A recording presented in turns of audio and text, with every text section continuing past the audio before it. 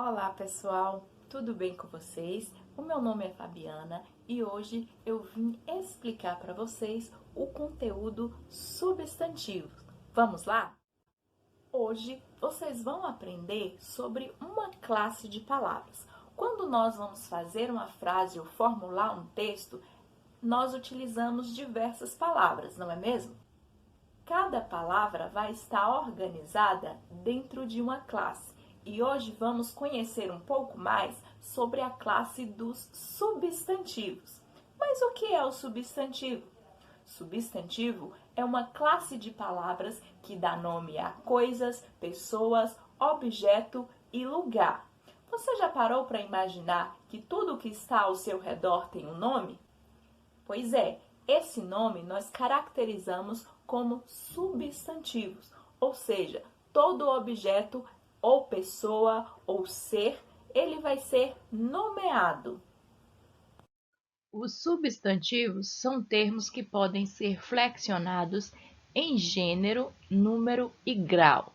Gênero são masculino e feminino, número se refere a singular e plural, e grau se refere a aumentativo e diminutivo.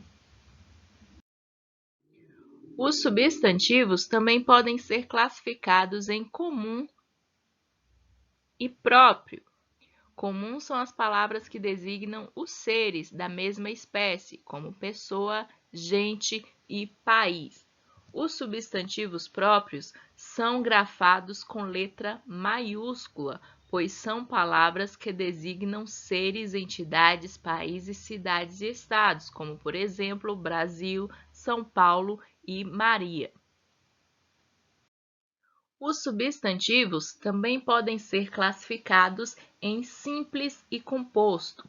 Simples são substantivos formados por apenas uma palavra, como por exemplo, casa, carro, camiseta. O substantivo composto é aquele formado por mais de uma palavra, por exemplo, guarda-chuva, arco-íris, girassol. Os substantivos também podem ser classificados em primitivos, como indica o nome, são aqueles que derivam de outras palavras, por exemplo, casa, folha, e podem ser classificados em derivados, que são aquelas palavras que derivam de outras.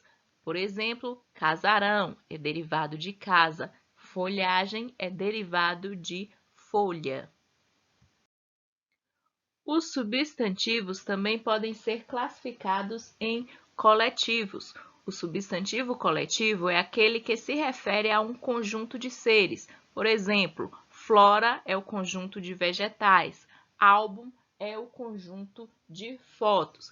Mesmo a palavra estando no singular, ela representa um conjunto de seres. Os substantivos podem ser classificados também quanto ao gênero.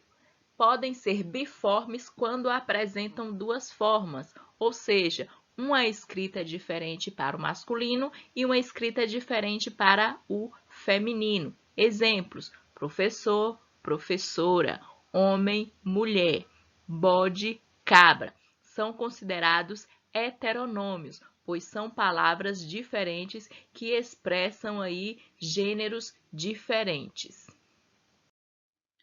Os substantivos uniformes são aqueles que apresentam uma única forma para o masculino e para o feminino, somente um termo para os dois gêneros, tanto masculino quanto feminino.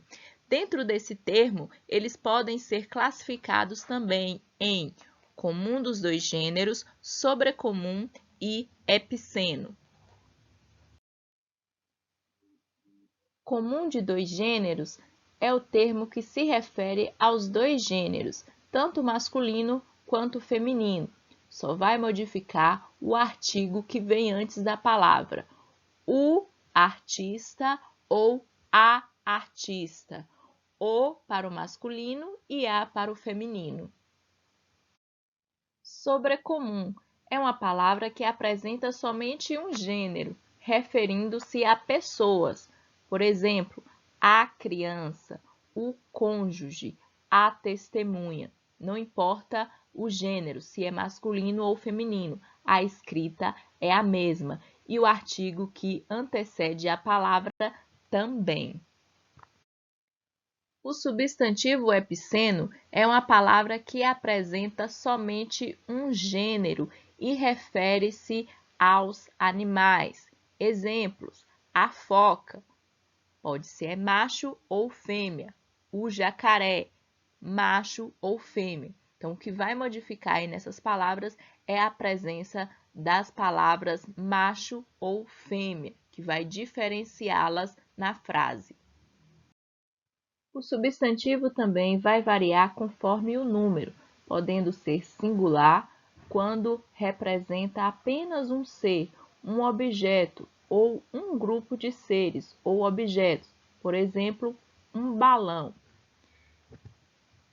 E o plural é quando o substantivo representa mais de um ser, objeto ou grupo de seres e objetos, vários balões.